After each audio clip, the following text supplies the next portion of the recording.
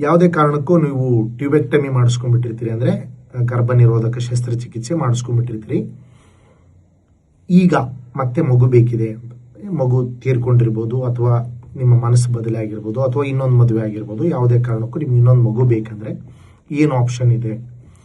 ನೀವು ಈ ಮೊದಲು ಲ್ಯಾಪ್ರೋಸ್ಕೋಪಿ ಶಸ್ತ್ರಚಿಕಿತ್ಸೆ ಮಾಡಿಸ್ಕೊಂಡಿದ್ದು ಈಗ ನಿಮ್ಮ ವಯಸ್ಸು 35 ಕೆಳಗಡೆ ಇದ್ರೆ ನೀವು ಲ್ಯಾಪ್ರೋಸ್ಕೋಪಿಕ್ ರೀಕೆನಲೈಸೇಷನ್ ಅಂದರೆ ಗರ್ಭನಾಳ ಮರುಜೋಡಣೆ ಶಸ್ತ್ರಚಿಕಿತ್ಸೆ ನಾವು ಲ್ಯಾಪ್ರೋಸ್ಕೋಪಿ ಮುಖಾಂತರ ಮಾಡ್ತೀವಿ.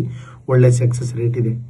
ನಿಮ್ದು ಏಜ್ ಅಡ್ವಾನ್ಸ್ ಆಗಿದ್ರೆ ಅಥವಾ ಬೇರೆ ಓಪನ್ ಮೆಥಡ್ ಅಲ್ಲಿ ಟ್ಯೂಬೆಕ್ಟಮಿ ಮಾಡಿದ್ರೆ ಅಥವಾ ಟ್ಯೂಬ್ಗಳು ಹಾಳಾಗಿದ್ರೆ ನಿಮಗೆ IVF ಬೇಕಾಗ್ಬೋದು. ಓಕೆ, ಇನ್ನು ಕೆಲವರಿಗೆ ಡೌಟ್ ಏನಿರ್ತದೆ ಅಂದರೆ ಟ್ಯೂಬ್ ತೆಗೆದ್ಮೇಲೆ IVF ಮಾಡ್ಬೋದಾ ಅಂತ.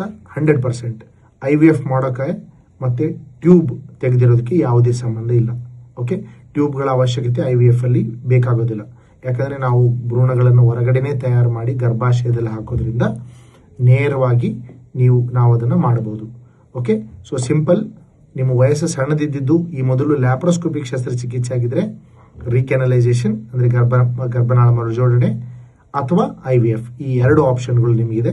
ನಿಮ್ಮ ವೈದ್ಯರೊಂದಿಗೆ ಚರ್ಚೆ ಮಾಡಿ ನಿಮ್ಮ ಮತ್ತು ನಿಮ್ಮ ಸಂಗಾತಿಯ ಎಲ್ಲ ಟೆಸ್ಟ್ಗಳನ್ನು ಮಾಡಿ ವೈದ್ಯರು ನಿಮಗೆ ಸಲಹೆ ನೀಡ್ತಾರೆ.